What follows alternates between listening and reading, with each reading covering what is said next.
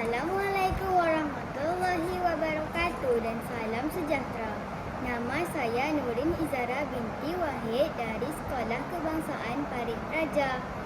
Hari ini saya akan menceritakan salah satu cerita dari buku yang bertajuk 10 Kisah Kaum yang Dibinasakan.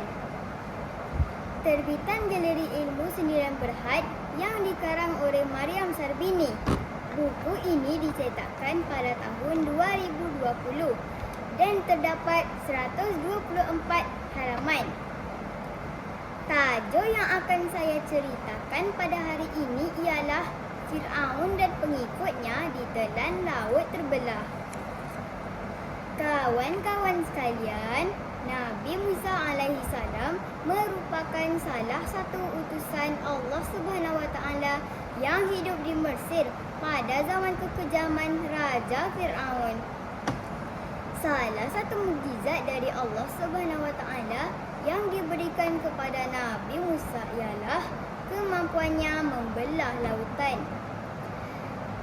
Dengan mukjizat ini, beliau dan para pengikutnya dapat menghindari kejaran pasukan Fir'aun. Setelah pelbagai dugaan yang dilalui oleh ibu dan Nabi Musa sejak kecil, alhamdulillah, baginda telah melepasi semuanya dan kini telah mengetuai tentera menentang kekejaman Fir'aun. Setelah Musa diutus oleh Allah Subhanahu wa taala menjadi nabi, penduduk Mesir semakin fanatik dengan penguasa mereka iaitu Fir'aun.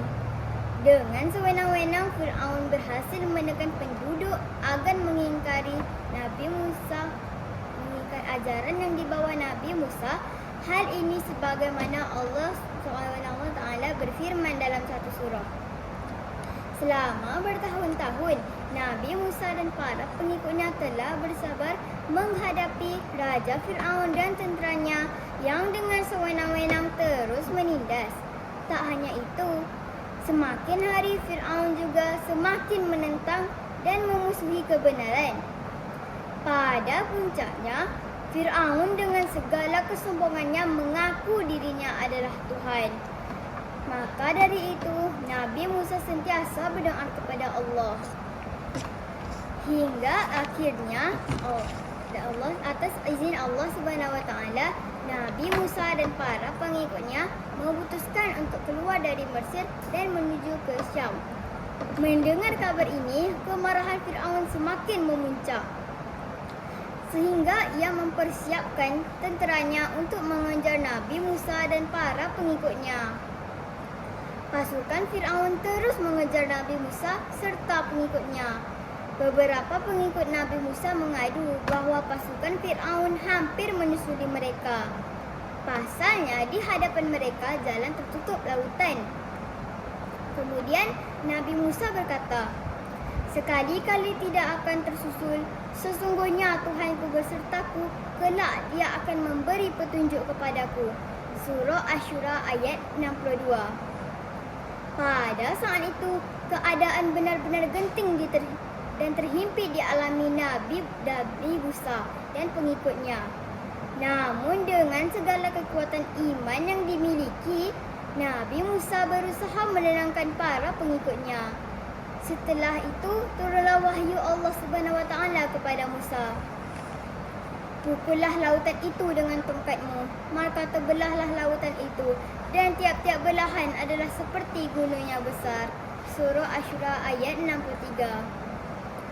Setelah lautan terbelah, Nabi Musa dan para pengikutnya bergegas melintasi jalan tersebut.